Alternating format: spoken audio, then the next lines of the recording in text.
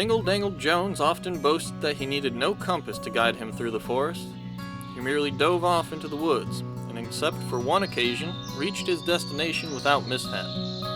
Dingle Dangle, like Kettle and Atwell, had been raised in Steuben, where he had been a painter and a paper hanger. Like Atwell and other hermits, the breaking off of a promising romance had driven him into the Adirondacks.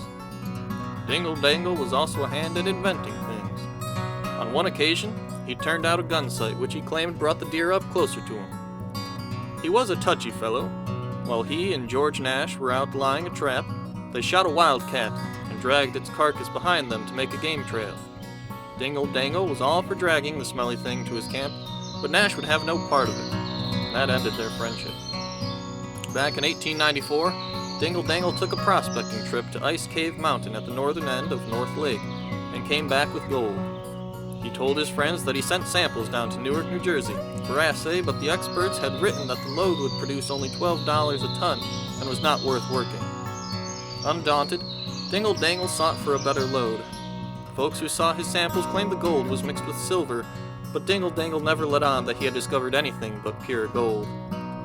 Dingle Dangle used to come out of the woods on occasion to visit friends in Steuben, the Northwestern. When he left the latter village one November day loaded with supplies for a winter of trapping near his camp at Snyder Lake, his friends knew he would not put in another appearance until spring. They never worried about Dingle Dangle, though they wished he would carry a compass. Dingle Dangle got to his camp to discover that his supply of flour was insufficient to last him through the winter. He dropped his pack basket on the floor, opened up a package of Warnick and Brown, smoked a pipeful or two, and decided he had better go back to North Lake to pick up some flour. Finding a scarcity of that article there, he walked on to the Adirondack League Club in Onondaga Lake where he got a sack of flour. After spending some time chewing the fat with the guides at the Forest Lodge, he thought it wise to start back to camp, for the November sun was low in the sky, and a breath of winter filled the air. The guides, watching Dingle Dangle go, sensed that the Welshman had chosen a direction opposite to that in which Snyder Lake lay. "Hey, Dingle Dangle," one cried. "You're heading in the wrong way." Dingle Dangle stopped and turned around. "I'll hit him when I get to the other side of the mountain," he called back. "I'll hit him all right." He waved a hand to the guides and plunged into the wilderness. The following spring, Dingle Dangle's friends in Steuben noticed that he had not put in his customary appearance. They did a little asking around.